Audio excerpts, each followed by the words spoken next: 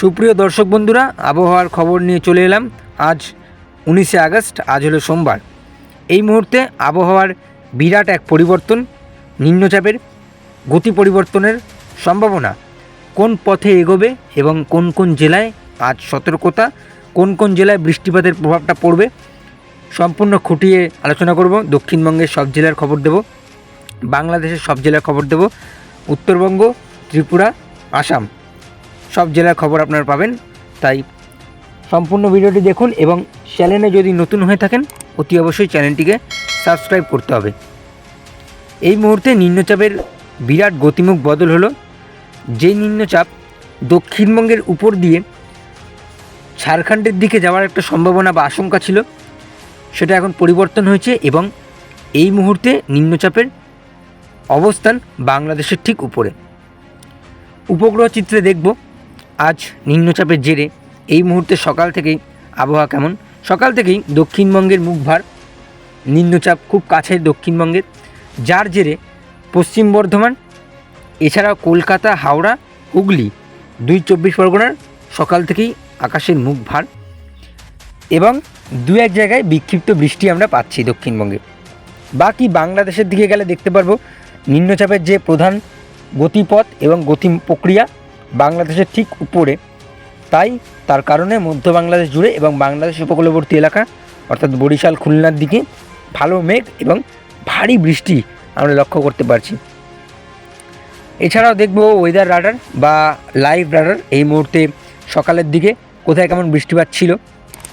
দেখুন, দেখতেই পাচ্ছেন এই মুহূর্তে ঝাড়গ্রাম, পুরুলিয়া, গোপীনাথপুর, বেলদা, এছাড়াও বালিচক, ভগবানপুর, হলদিয়া, এগরা, মোহনপুর, কাথির দিকে একটু বৃষ্টিপাত, অর্থাৎ দক্ষিণবঙ্গের দুই মেদিনীপুর এবং হাওড়ার কাছাকাছি একটু বৃষ্টিপাত আমরা লক্ষ্য করতে পারছি। এছাড়াও পান্ডুয়ার দিকে পেলাম বৃষ্টি। বাকি সরাসরি বাংলাদেশের দিকে যাব, যেখানে নিম্নচাপের অবস্থান এই মুহূর্তে বরিশাল, খুলনা, মঠবেড়িয়া, রায়পুর এই জায়গাটায় একটু বৃষ্টিপাত আমরা পাচ্ছি। তার কারণ প্রধান নিম্নচাপের মুখ এবং প্রধান গতি প্রক্রিয়া সেইখান থেকে শুরু হচ্ছে। পরবর্তীতে নিম্নচাপের জেরে কোথায় কোথায় বৃষ্টি এবং বৃষ্টিপাত লাইভ আপনাদের দেখাবো, বৃষ্টিপাত কোন কোন জেলাগুলিতে হবে এবং নিম্নচাপের যে অবস্থান শেষমেশ কোথায় গিয়ে শেষ হবে এবং কোন দিকে এগোচ্ছে। যাই হোক, সকাল 11টা নাগাদ নিম্নচাপটা একটু সক্রিয় হচ্ছে এবং মধ্য বাংলাদেশের দিকে এগোবে, অর্থাৎ ঢাকার দিকে, যার জেরে কিছুটা প্রভাব, একটু সামান্য প্রভাব পড়তে পারে দক্ষিণবঙ্গের বেশ কিছু জেলায়, একদম সামান্য, অতি সামান্য। সকাল থেকে আকাশের মুখ ভার। এছাড়াও একটু দুপুরের দিকে যাব, তখন দেখতে পারবো নিম্নচাপের শক্তি আর একটু বাড়লো এবং বাড়তে বাড়তে সেটি অনেকটা মধ্য বাংলাদেশের দিকে অবস্থান করছে, যার জেরে বেশ কিছু জেলা যেমন কলকাতা, হাওড়া, 24 পরগনা এবং নদিয়া এই জেলাগুলিতে বৃষ্টিপাতের প্রকোপ থাকবে। এছাড়াও 2 বর্ধমান, 2 মেদিনীপুর, পুরুলিয়া, বাঁকুড়া, ঝাড়গ্রাম হালকা থেকে মাঝারি বৃষ্টিপাত থাকছে এবং নিম্নচাপের যে গতি প্রক্রিয়া বা গতিমুখ, যেটা বাংলার উপর দিয়ে যাওয়ার কথা ছিল দক্ষিণবঙ্গের উপর থেকে, সেটা এখন অনেকটা নিশ্চিত যে এটা দক্ষিণবঙ্গের উপর দিয়ে যাবে না, সরাসরি বাংলাদেশের উপরেই থাকবে। বিকেলের দিকে এর অবস্থান অনেকটা সরবে এবং সরতে সরতে উত্তরের দিকে মুভ করতে করতে ভোরবেলা অর্থাৎ আগামীকাল ভোরবেলা দিকে অবস্থান করছে আসামের কাছাকাছি। অর্থাৎ যেই নিম্নচাপটির গতি প্রক্রিয়া বা গতিমুখ আমরা দক্ষিণবঙ্গ হয়ে ঝাড়খণ্ডের দিকে যাওয়ার একটা সম্ভাবনা ছিল, তার এখন পুরোপুরি সম্ভাব্য গতিপথ একদম আসামের উপর দিয়ে উত্তরবঙ্গ হয়ে এটা এগোবে এবং যার জেরে কাল সকাল থেকে আসামে এর প্রভাব থাকছে, বিশেষ করে গুয়াহাটি, তুরা, গোয়ালপাড়া। এর পরবর্তীতে কালকে দুপুরের পর থেকে অর্থাৎ দুপুর 12টার পর থেকে বৃষ্টিপাতের প্রভাব বা প্রকোপ থাকছে উত্তরবঙ্গের বেশ কিছু জেলায়, যেমন আলিপুরদুয়ার, কোচবিহার, শীতলকুচি, দিনহাটা এবং পরবর্তীতে ধীরে ধীরে এই নিম্নচাপ এগোবে এবং এগোতে এগোতে পরবর্তীতে সেটি উত্তরবঙ্গে বেশ কিছুটা প্রভাব ফেলবে। পরবর্তী আপডেটে দেখব বৃষ্টিপাতের পরিমাণ কেমন থাকছে আগামী 24 ঘন্টায় এবং পরবর্তী 10 দিন।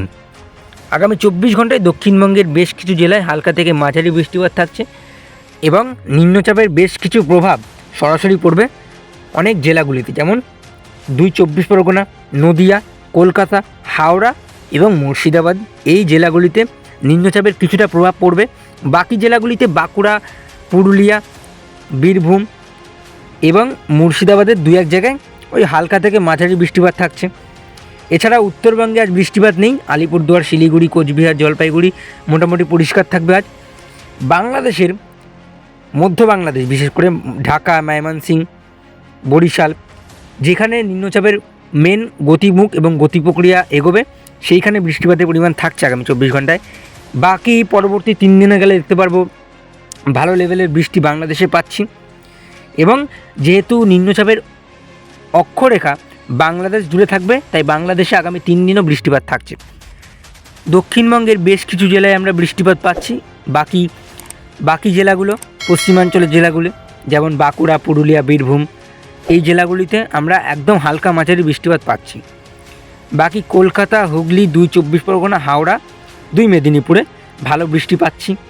পরবর্তী 5 দিনে গেলে দেখতে পারবো বৃষ্টিপাত অনেকটা বাড়বে কলকাতায়, শহর কলকাতা জুড়ে এবং শহর কলকাতা সংলগ্ন 2 24 পরগনা, 2 মেদিনীপুর, হাওড়া, হুগলি, নদিয়া, এই জেলাগুলিতে বৃষ্টিপাতের পরিমাণ থাকছে।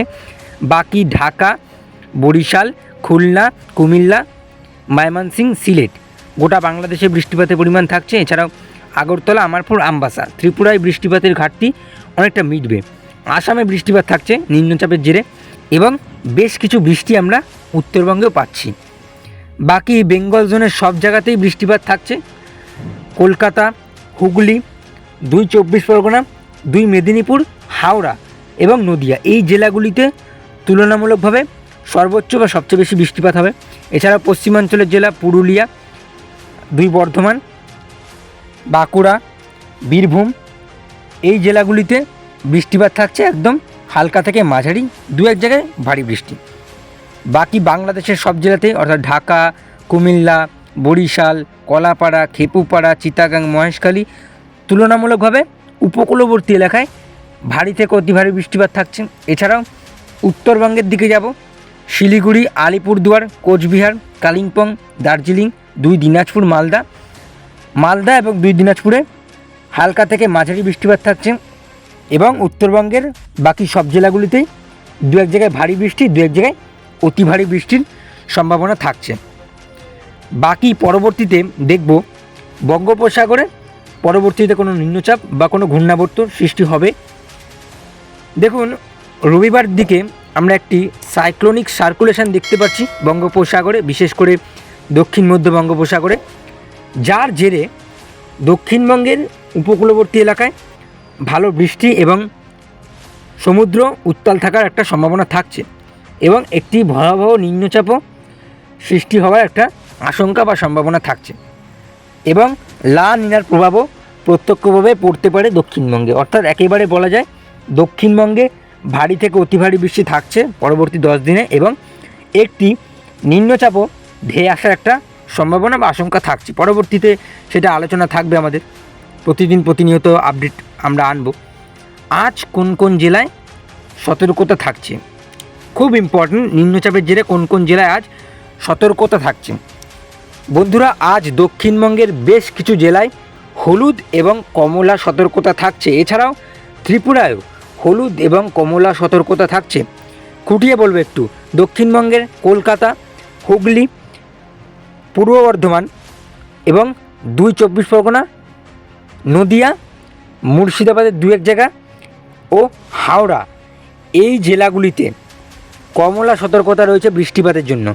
বাকি 2 মেদিনীপুর, খড়গপুর, বালিচক, বেলদা, এছাড়া উদয়পুর, দীঘাকাথি, মন্দারমণি, তাছাড়াও ঝাড়গ্রাম, পুরুলিয়া, বাঁকুড়া, বীরভূম এবং পশ্চিম বর্ধমান এবং এছাড়াও মুর্শিদাবাদের 3 থেকে 4 জায়গায় আজ বৃষ্টিপাতের জন্য হলুদ সতর্কতা থাকছে।